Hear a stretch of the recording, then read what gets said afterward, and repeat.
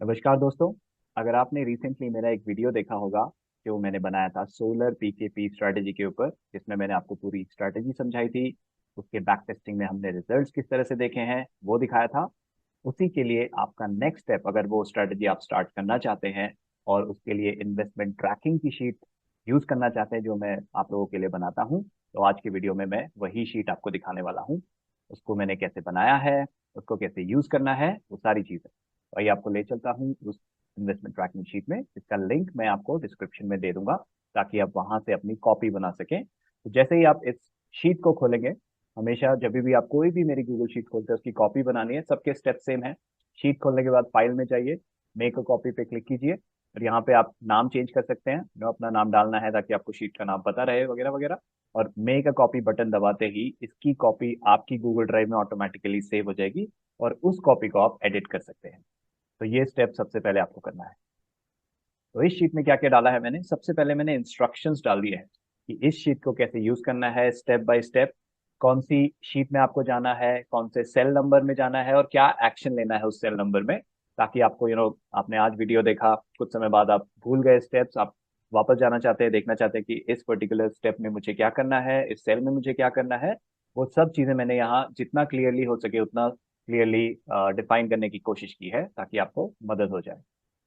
तो मैंने शीट का नाम डाल दिया है, किस शीट में आपको करना है, किस सेल नंबर में करना है, मैं भी आपको सारे डिटेल में दिखाऊंगा भी, और क्या एक्शन लेना है। ठीक है। कोई स्टेप्स जो मैंडेटरी हैं, जो आपको करने ही है, वो मैंने लिख दिए हैं मैंडेटरी स्टेप्स। जहां नहीं लिखे हैं वो तो मैंडेटरी हैं ही नहीं, लेकिन किसी किसी शीट में कुछ मैंडेटरी हैं और कुछ ऑप्शनल स्टेप्स हैं, तो वहां मैंने मेंशन कर दिया है कि ये मैंडेटरी है और ये वाला ऑप्शनल है। और ऑप्शनल क्यों है वो आप जब एक्शन में पढ़ेंगे तो आपको समझ में भी आ जाएगा कि ऑप्शनल क्यों है। तो अगर वो स्टेप्स आप नहीं भी करते हैं तो भी आप इसे आराम से ट्रैक करके यूज कर सकते हैं। जो लोग कुछ एडिशनल एडवांस चीजें कर रहे हैं उनको ऑप्शनल स्टेप्स की जरूरत पड़ सकती है। तो सबसे पहले हमें क्या करना है, हमें ओवरऑल ट्रैकर में जाना है। तो मैंने क्या करा है, अलग अलग शीट्स बनाई हैं, अलग अलग जो हमारी स्टेजेस होती हैं सोलर पीकेपी की, उनमें अलग अलग डेटा हमें डालना होता है। फॉर एग्जांपल पीकेपी की ट्रैकिंग यहाँ पर होगी, जो ऑप्शंस में ट्रेड्स हम लेंगे, जो भी ट्रेडिंग करेंगे वो, जो नहीं करेंगे उनको ये शीट जरूरत नहीं है यूज करने की। तो जो हम ट्रेड्स लेंगे वो यहाँ एंटर कर सकते हैं ताकि हम करंट ट्रेड्स क्या चल रहे हैं, हिस्टोरिकली हमने क्या क्या ट्रेड्स लिए थे, उसमें क्या ओवरऑल प्रॉफिट बना, ताकि वो हम ट्रैक करते हुए चले। स्मार्ट एवरेजिंग एलकेएमएस में, जिसमें हमारे पास 4 ETFs हैं, जो अलग अलग लेवल्स जो मैंने टॉप में फिर से आपको लिख दिए हैं यहीं पे शीट में, कि आपको पता हो किस लेवल पे कौन सा ETF बाय करना है। और टारगेट्स जो मैंने बैक टेस्टिंग में आपको दिखाए थे वो यहाँ पे मेंशन है येलो कलर में। जहां पे भी आपको जिस भी शीट में येलो कलर दिख रहा है, जिस भी हेडर में, वहां पे डेटा आप मैनुअली फीड इन कर सकते हैं। ठीक है। तो एक एक करके आपको स्टेप बताता हूँ। और जो स्ट्रैटेजी ओवरऑल है जो मैंने पिछले वीडियो में शेयर करी थी वो यहाँ आपको मिल जाएगा। बैक टेस्टिंग का लिंक भी मैंने यहाँ पे आपको दे दिया ताकि सब कुछ एक शीट में आपको एक साथ मिल जाए। तो ये वाली शीट आप अपनी कॉपी बना के आगे से यूज कर सकते हैं। तो सबसे पहला स्टेप क्या होगा, यहाँ देखिए इंस्ट्रक्शन में लिखा है ओवरऑल ट्रैकर शीट में जानी है। तो शीट के नाम आपको नीचे दिखेंगे, ये रहा ओवरऑल ट्रैकर, उसके सेल नंबर B2। तो जो गूगल शीट होती है उसमें B2 का मतलब क्या होता है, कॉलम बी और रो नंबर 2। तो B2 अगर इस शीट की बात करूं तो ये वाला सेल जो मैंने हाईलाइट किया है, जैसे ही आप हाईलाइट करते हैं आपको यहाँ टॉप लेफ्ट में उस सेल नंबर पता चल जाता है B2 कौन सा है या कौन सा सेल आपने हाईलाइट किया है। ठीक है। तो इस वाली शीट में जाएंगे, overall tracker, cell number B2, वहां पे ओवरऑल इन्वेस्टेबल कैपिटल अमाउंट, जिस अमाउंट से आप स्ट्रैटेजी को करना चाहते हैं ओवरऑल, वो अमाउंट आपको डालना है। तो यहाँ मैंने उसको येलो में भी कलर किया है ताकि आपको पता चल जाए कहाँ कहाँ डेटा डालना है। तो जहाँ येलो कलर नहीं है वहां आपको कुछ नहीं करना है, वहाँ फॉर्मूलाज लगे हैं और डेटा ऑटोमेटिकली फॉर्मूलाज से आएगा। ठीक है। तो यहाँ पे ओवरऑल इन्वेस्टेबल कैपिटल, तो जैसा पिछला वीडियो में आपने स्ट्रैटेजी में देखा होगा कि अगर निफ्टी वाले में कर रहे हैं तो फिलहाल अभी 10 लाख से करना है। अगर आप वीडियो आज से 1 साल बाद देखते हैं तो स्ट्रैटेजी वापस देखिएगा कि क्या कैलकुलेशन बन के आ रहा है उस वक्त, उसके हिसाब से ओवरऑल इन्वेस्टेबल कैपिटल आप निकाल सकते हैं। बैंक निफ्टी होता तो 11,50,000 हम यहाँ पे डाल दें। नेक्स्ट स्टेप क्या है, पीकेपी के मैंडेटरी स्टेप्स। तो सबसे पहला पीकेपी का स्टेप होता है जो हम लमसम अमाउंट इन्वेस्ट करना चाहते हैं उसकी डिटेल्स डालना। तो मैंने आपको यहाँ बताया है, fill the following data, ETF का code, start date when you did first purchase in PKP, lump sum investment amount, buy price and units of your first purchase. ठीक है। तो उसी के corresponding cell like ETF code कहाँ डालेगा, B2 में, start date when you did your first purchase C2 में, lump sum investment amount C4 में, और buy price and units of your first purchase E13 और F13 में। यहाँ जाके देखते हैं, पीकेपी वाली शीट में जाएंगे आप, यहाँ पे आप ETF का कोड डाल देंगे जिसमें भी आप पीकेपी का ट्री लगा रहे हैं। स्टार्ट डेट, जिस दिन आप पहली बार परचेज करेंगे वो आपकी स्टार्ट डेट है। टूडेज डेट ऑटोमेटिकली यहाँ पे आ जाएगी, इससे हम ट्रैक करते हुए चलेंगे कि ओवरऑल ड्यूरेशन क्या हो गया है हमारे पीकेपी का। और यहीं पे मैंने फॉर्मूला से निकाला है कि ETF price on these days, जिस दिन हमने स्टार्ट किया उस दिन ETF का क्लोजिंग प्राइस क्या था, और टुडेज डेट, आज की डेट का क्लोजिंग प्राइस क्या है, ताकि हम ये ट्रैक करते हुए चल सके कि ETF में जब से हमने स्टार्ट किया है और आज तक कितना परसेंटेज अप्रिसिएशन हुआ है, ताकि हम कंपैरिजन कर पाए कि पीकेपी में मेरा क्या नोशनल प्रॉफिट लॉस चल रहा है, क्या प्रॉफिट चल रहा है, मैंने इंडेक्स को बीट किया है या नहीं किया है। ऑफ कोर्स शुरू में एकदम से नहीं आएगा इफेक्ट, धीरे धीरे करके इफेक्ट आएगा जब आप इन्वेस्टमेंट करेंगे, और प्रॉफिट बुकिंग के बाद ही आपको वो इफेक्ट दिखेगा। ठीक है, धीरे धीरे करके। तो यहाँ पे आपको पता चल जाएगा, ये जो मेरे पर्पल में है कि -3.94%। अगर मैंने 1 दिसंबर 2022 को स्टार्ट किया होता, उस दिन निफ्टी 20 का प्राइस था 205 रुपीज 54 पैसा, और आज 22 जैन जब मैं वीडियो बना रहा हूँ, तो आज तो संडे है, तो पिछले ट्रेडिंग डे का ये क्लोजिंग प्राइस निकाल लेता है, विच वॉज 197 रुपीज 45 पैसा। तो इन दोनों के बीच में अगर हम डिफरेंस देखेंगे तो वो है -3.94%, यानी कि जब स्टार्ट किया था वहां से नीचे आ गया है ये 3.94%। माइनस का मतलब नीचे आ गया है, प्लस का मतलब होगा ऊपर चला गया है। फिर आपको नेक्स्ट डालना है लमसम अमाउंट जिससे आप स्टार्ट कर रहे हैं। तो जैसे मैंने स्ट्रैटेजी में बताया था 20%, अगर निफ्टी 52 वीक से 5% की रेंज में है और 52 वीक से 5% से ज्यादा गिर गया है तो आप 40%, 4 लाख कर सकते हैं। यहाँ पे वो अमाउंट डालें। अब देखिए नेक्स्ट आपको यहाँ पे आना है बाई प्राइस। तो आपने जो 1 दिसंबर डाली है, जो भी डेट आप डालेंगे उससे कुछ दिन पहले का डेटा यहाँ पे आएगा, जस्ट फॉर हिस्टोरिकल ट्रैकिंग। और 1 दिसंबर यहाँ आ रही है तो आपको बाई प्राइस यहाँ पे डालना है कि इस प्राइस पे मैंने बाई किया था लमसम, और इतने यूनिट्स बाई किए थे। तो इन्वेस्टमेंट अमाउंट, टोटल यूनिट्स आपके पास कितनी हो गई हैं, आपका बेस इन्वेस्टमेंट अमाउंट। तो पीकेपी में हम बेस इन्वेस्टमेंट वो मानते हैं जो हम पॉकेट से इन्वेस्ट करते जा रहे हैं। जैसे मैंने 2 लाख इन्वेस्ट किए, उसके बाद मैं कुछ और इन्वेस्ट करूंगा तो वो मेरा बेस इन्वेस्टमेंट अमाउंट हो जाएगा। एवरेज प्राइस क्या चल रहा है आपका, और करंट मार्केट वैल्यू, तो क्लोजिंग प्राइस के हिसाब से आपकी करंट मार्केट वैल्यू हर दिन ट्रैक करता रहेगा। तो ये जो डेट और क्लोज है, ये एक फॉर्मूला मैंने यहाँ पे लगा रखा है, हर दिन ऑटोमेटिकली ये डेट और क्लोजिंग प्राइस ऑटोमेटिकली यहाँ पे पुल होता रहेगा, इसलिए ये येलो में नहीं है। तो यहाँ पे हमने डाल दिया, और उसके बाद जिस भी दिन आप परचेज करेंगे, अब इस स्ट्रैटेजी के हिसाब से हम नेक्स्ट परचेज तब करते हैं जब -2% गिर जाता है हमारा पोर्टफोलियो। तो यहाँ पे मैंने आपको नेक्स्ट परचेज ऐड के लिए एक फॉर्मूला दे रखा है। इस फॉर्मूले में क्या है, हमने जो एवरेज प्राइस है उसे मल्टीप्लाई कर दिया 0.98 से, यानी कि 2% डाउन होता है उसका मतलब। तो आपको क्या करना है, यहाँ ये फॉर्मूला ऑलरेडी लगा हुआ है। इन केस आपकी 1 दिसंबर एक रो ऊपर या नीचे आ रही होती, इस फॉर्मूला को कॉपी करके यहाँ पे आप पेस्ट कर लेते, जहां भी वो रो आ रही होती, ताकि उस रो का जो एवरेज प्राइस है उसके हिसाब से आपको 2% डाउन कौन सा प्राइस होगा वो बता देगा। इसका फायदा क्या है, ये जो प्राइस आप डालेंगे वो मैंने टॉप में पुल कर लिया, क्योंकि जैसे जैसे शीट लंबी होगी स्क्रॉल ना करना पड़े, इसलिए टॉप में यहाँ पे आ जाएगा लेटेस्ट प्राइस जो आपको परचेज के लिए यूज करना है, वो ऑटोमेटिकली यहाँ फॉर्मूले से उठा लेगा जो लेटेस्ट सबसे नीचे वाला प्राइस है। बिड नंबर, बिड का मतलब है बाय एंड डिप, पहला बाय एंड डिप होगा आपके लिए, तो अभी मैं पहला डाल रहा हूँ तो यहाँ 1 कर दीजिए, इसलिए ये येलो में मैंने दिया है, 1 कर दिया। तो यहाँ से ये क्या चेक करेगा कि देखिए बिड मल्टीप्लायर वगैरह सब मैंने डाल रखे हैं कि पहला अगर बिड है तो 4,000 इन्वेस्ट होंगे, सेकंड बिड है तो 8,000 इन्वेस्ट होंगे, इसी तरह मैंने 7 तक डाल दिया है, इससे ज्यादा यूजुअली होते नहीं है। तो बिड नंबर 1 डाला, और यहाँ पे इसने निकाल दिया कि 4,000 अमाउंट इन्वेस्ट करना है। ये मैं किस लिए कर रहा हूँ, क्योंकि ताकि हम इसे ऑटोमेट कर पाए, हम अपने जीटीटी ऑर्डर्स या एएमओ ऑर्डर्स बना पाए कि नेक्स्ट परचेज कहाँ करना है।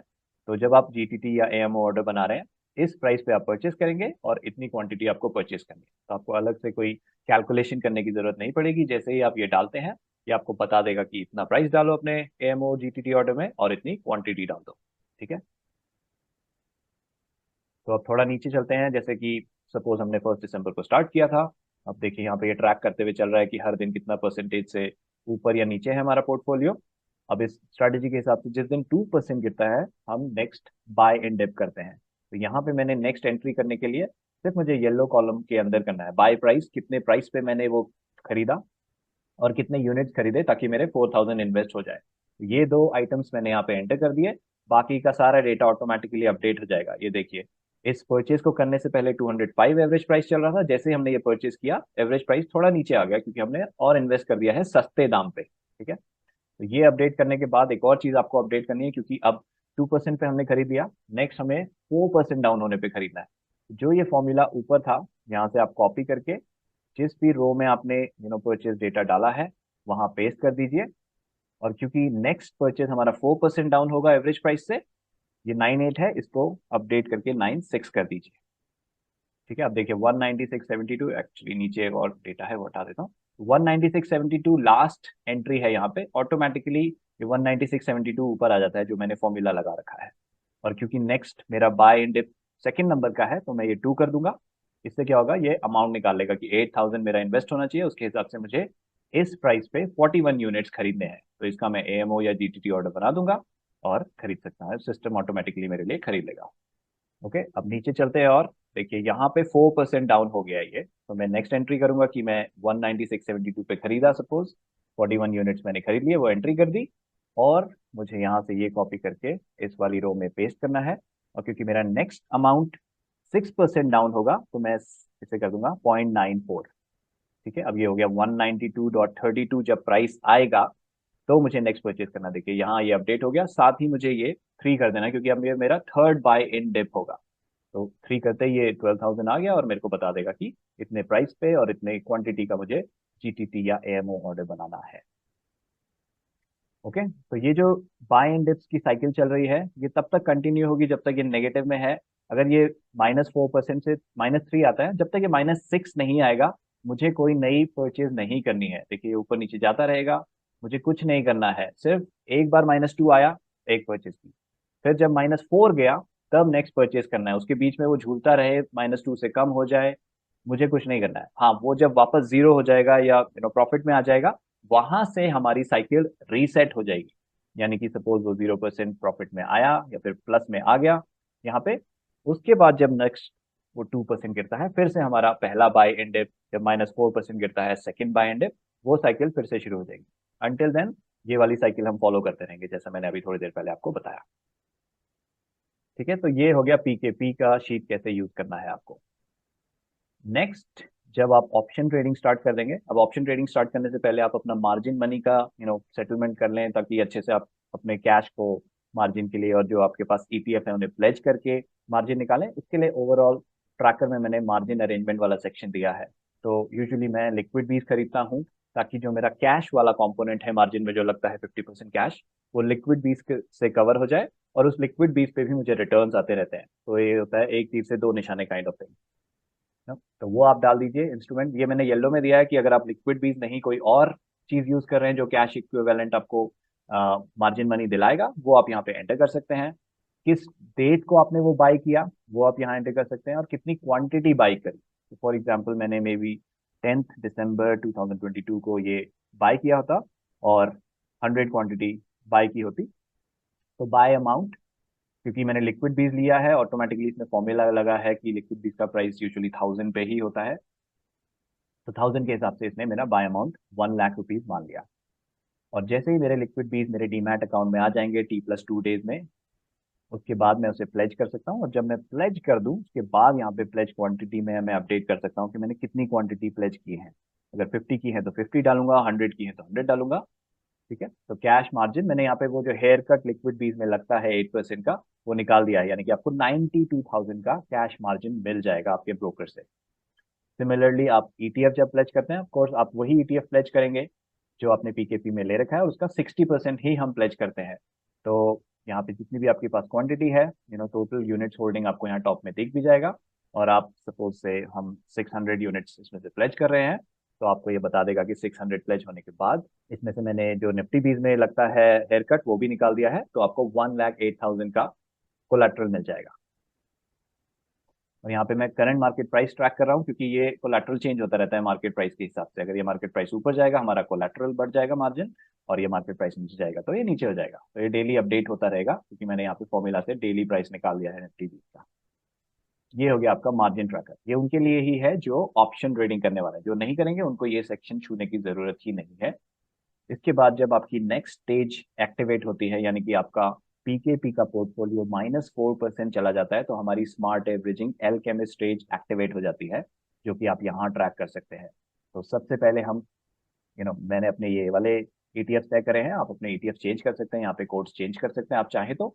तो जब पहले 4% गिर जाएगा, जैसे मैंने यहाँ टॉप में लिखा भी है, तो मैं 1/10 जो भी मेरा ओवरऑल इन्वेस्टेबल कैपिटल है, अगर वो 10 लाख है तो उसका 1/10 होता है 1 लाख। अगर मैं 2 लाख से ही कर रहा हूँ ये स्ट्रेटेजी तो उसका 1/10 होता है 20,000। ठीक है, तो उतना अमाउंट आपको इन्वेस्ट करना है। तो यहाँ पे आप बाय डेट डालिए, किस दिन आपने बाय किया, किस प्राइस पे आपने बाय किया, कितनी क्वांटिटी आपने बाय की, ऑटोमेटिकली कैलकुलेट कर लेगा कि कितना आपका अमाउंट इन्वेस्ट हो रखा है। और बैक टेस्टिंग के हिसाब से मैंने यहाँ टारगेट डाल दिया है हर एक ईटीएफ के लिए। तो 4% पे हम इसे बेचेंगे, तो ये आपको टारगेट प्राइस भी बता देगा कि जो हमने बाय किया है वहां से 4% ऊपर कितना प्राइस बन के आता है। ठीक है, ताकि आप अगेन अपना एएमओ ऑर्डर या जीटीडी ऑर्डर उसके हिसाब से बना सकते हैं। ये आपको टारगेट प्राइस डालना है, क्वांटिटी आपको पता ही है, तो जब आप ऑर्डर बनाएंगे ये दोनों फिगर्स आपको वहां पे डालनी है। ये सीएमपी को ट्रैक करते हुए चलेगा, ताकि हमें ये पता रहे कि हमारा करंट नोशनल लॉस या प्रॉफिट क्या चल रहा है। अगेन ये सारा डेटा आपके ओवरऑल ट्रैकर में भी यहाँ पे पुल हो जाएगा, स्मार्ट एवरेजिंग एल्केमिस्ट यहाँ पे। ठीक है, यहाँ वो पुल कर रहा है करंट वाला डेटा, और ये जो राइट हैंड साइड में है वो ओवरऑल डेटा, हिस्टोरिकल डेटा पुल करेगा कि कितना प्रॉफिट मैंने हिस्टोरिकली बनाया है, कितना मैं करंटली इन्वेस्टेड है, उस करंट इन्वेस्टमेंट का मार्केट वैल्यू क्या है, उसका नोशनल प्रॉफिट परसेंटेज क्या है, और अभी तक क्या बुक प्रॉफिट है, और कितने एवरेज होल्डिंग डेज हुए। जो जो मैं जैसे जैसे अलग अलग दिन बाय करता जाऊंगा स्ट्रैटेजी के हिसाब से और सेल करता जाऊंगा, ये ट्रैक करेगा इस वाली शीट में कि एवरेज होल्डिंग डेज हमारे कितने बन के आ रहे हैं, जस्ट फॉर एन आइडिया कि कितने दिन तक हमें ये वाले ईटीएफ होल्ड करने पड़ते हैं। ठीक है, तो जिस दिन भी आप इसको सेल कर रहे हैं, जिस दिन आपका 4% टारगेट आ गया, यहाँ से कॉपी कीजिए इतना पार्ट और यहाँ पे पेस्ट कर दीजिए। और उसके बाद सेल डेट, जिस दिन आपने सेल किया है, से मैं 20 जनवरी को सेल किया, और 19 जनवरी को सपोज सेल किया, हाइपोथेटिकली डाल रहा हूँ मैं। और सेल प्राइस था मेरा, जो मेरा टारगेट था 192.40। तो ये कैलकुलेट कर लेगा कि आपने 4003 का प्रॉफिट बुक कर लिया है 4% पे। और ये जो प्रॉफिट है आपका यहाँ पे ट्रैक हो रहा है, और ओवरऑल ट्रैकर में आपका ये प्रॉफिट ट्रैक होते हुए चलेगा, ताकि आपको ओवरऑल ट्रैकर से ही पता चल जाए कि पीकेपी में क्या प्रॉफिट्स बुक हो गए हैं, ऑप्शंस में क्या प्रॉफिट बुक हो गए हैं, वो यहाँ ट्रैक होगा, एलकेमिस्ट वाले में क्या प्रॉफिट बुक हो गए हैं। और लिक्विड बीज अगर आप यूज कर रहे हैं, उसमें धीरे धीरे करके डिविडेंड्स ऐड होते हैं और वो यूनिट के फॉर्म में आपको मिलते हैं। तो जिस भी दिन आपका एक एडिशनल यूनिट बन जाए, आप चाहे तो उसे उस दिन बेचें, लेकिन यूजली मैं तभी बेचता हूँ जब मुझे एडिशनल कैश की जरूरत होती है, क्योंकि फिर उसमें कंपाउंडिंग इफेक्ट आता है अगर मैं ना बेचूं। तो जिस भी दिन आप जितने यूनिट्स बेच रहे हैं लिक्विड बीज के, जो आपने प्लेजिंग करके रखा है वो तो ऑब्वियसली नहीं बेचेंगे, उसके ऊपर जो आपके यूनिट्स बन रहे हैं डिविडेंड के हिसाब से, वो आप बेच सकते हैं। और उसका डेटा यहाँ पे आपको डालना है कि कौन सी डेट पे आपने सेल किया, कितने यूनिट सेल किए, सेलिंग प्राइस क्या था, यूजुअली वो 1000 ही होगा। मैंने यहाँ पे इसलिए डाला है क्योंकि अगर आप लिक्विड बीज ना यूज करके कुछ और कर रहे हैं तो उसका आप सेलिंग प्राइस यहाँ मैनुअली डाल सकते हैं, और फिर ये प्रॉफिट कैलकुलेट कर लेगा कि आपको कितना प्रॉफिट मिल रहा है कितने यूनिट्स बेचने पर। और ओवरऑल प्रॉफिट जैसे जैसे आप अलग अलग दिन और यूनिट्स बेचते जाएंगे, इन द लॉन्ग रन आपका टोटल प्रॉफिट यहाँ पे ट्रैक होगा। यही चीज टॉप में मैंने ट्रैक की है कि करेंटली हमारा अभी इन्वेस्टेड क्या है। ठीक है, पीकेपी में कितना इन्वेस्टेड है, और स्मार्ट एवरेजिंग में कितना इन्वेस्टेड है, लिक्विड बीज में कितना इन्वेस्टेड है, वो सब यहाँ पे ऐड हो रहा है अलग अलग सेक्शन से। और रिमेनिंग टू बी इन्वेस्टेड, अब हमारा 10 लाख ओवरऑल कैपिटल है, इतना इन्वेस्ट हो गया है, अभी हमारे पास कितना और पैसा बचा है इन्वेस्ट करने के लिए। ठीक है, क्योंकि एलकेमिस्ट में हम खरीदते हैं और बेचते हैं तो वो बढ़ता घटता रहेगा। जब जब हमारे इन्वेस्टमेंट है तो यहाँ पे करेंटली इन्वेस्टेड अमाउंट ऊपर चले जाएगा, जैसे ही हमारे टारगेट आते हैं हम उसे बेचते हैं तो वो नीचे आ जाएगा। ठीक है, और रिमेनिंग इन्वेस्टेड अमाउंट हमारा बढ़ जाएगा। तो वो ट्रैकिंग यहाँ पे पूरी होती रहेगी। प्रॉफिट बुक, तो पीकेपी में कितना प्रॉफिट बुक हो गया है, और आपके ऑप्शंस में कितना प्रॉफिट बुक हुआ है, प्लस आपके स्मार्ट एवरेजिंग एलकेमिस्ट में कितना प्रॉफिट बुक हुआ है, और लिक्विड बीज में, ये चारों चीजों को प्रॉफिट यहाँ पे ट्रैक करता रहेगा कितना ओवरऑल बुक हो गया। और जो आपका करंट इन्वेस्टेड अमाउंट है वर्सेस द प्रॉफिट कितना परसेंटेज है। ठीक है, ताकि हमें यह आइडिया हो जाए कि अभी मेरा करंटली इतना अमाउंट इन्वेस्ट हुआ है और मैंने इतना प्रॉफिट बना लिया है, तो उसके हिसाब से परसेंटेज क्या चल रही है। और यहाँ पे मैंने एक छोटा सा सेक्शन ये भी डाला है कि ओके, पहला ये ईटीएफ कोड है जो पीकेपी में यूज होगा, उसका करंट मार्केट प्राइस क्या चल रहा है, और वो नेक्स्ट परचेज उसके लेवल्स क्या है पीकेपी के रिस्पेक्ट, मतलब पीकेपी का जो पोर्टफोलियो है, जब वो -2% जाएगा तो मुझे निफ्टी बीज और खरीदना है, जब वो -4% जाएगा तो मुझे ये वाला ईटीएफ खरीदना है, जब वो -7% जाएगा तो ये ईटीएफ। तो ये सारी चीजें यहाँ ट्रैक हुई है, और जो जो चीजें आपने खरीद ली होंगी वो यहाँ पे ट्रैक करेगा। उसके भी मैंने फॉर्मूला लगाए हैं, जैसे निफ्टी बीज मैंने एंट्री कर दी तो वो ट्रैक कर रहा है, हाँ मैंने इन्वेस्ट कर दिया है। ये इन्वेस्ट है पीकेपी का जो कि स्टार्ट हो गया, ये वो -2% -4% वो वाला ट्रैक नहीं करेगा। क्योंकि वो तो अलग अलग लेवल्स पे आएंगे। ठीक है, और ये स्मार्ट एवरेजिंग वाला, क्योंकि उसकी एंट्री मैंने करी है वो होल्डिंग में दिखा रहा है, तो वो बोल रहा है इन्वेस्टेड यस। जैसे ही मैं इसे बेच दूंगा, फॉर एग्जाम्पल जब मैंने यहाँ पे इसे बेच दिया, यहाँ एंट्री कर दी, तो मुझे क्या करना है, जो येलो सेल्स में डेटा है उसको डिलीट कर देना है। और देखिए ओवरऑल ट्रैकर में वो अब इन्वेस्टेड यस नहीं बोल रहा है, क्योंकि करंटली मेरा इन्वेस्टमेंट नहीं है।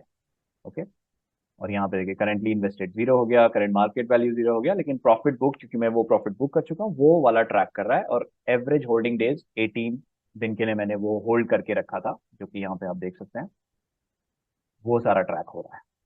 ओके, और लास्ट में मैंने आपको स्ट्रैटेजी वाली शीट भी दे दी है कि क्या है स्टेप्स, इस स्ट्रैटेजी को कैसे कैसे करते हैं। पूरा वीडियो ऑफ कोर्स अगर आपको याद नहीं है तो पूरा वीडियो भी देख सकते हैं आप, लेकिन यहाँ पे वो स्टेप बाय स्टेप मैंने टेक्स्ट के बेस में दे दिया है, जो स्ट्रैटेजी वाली शीट में मैंने आपको पहले भी दिया था पिछले वीडियो में।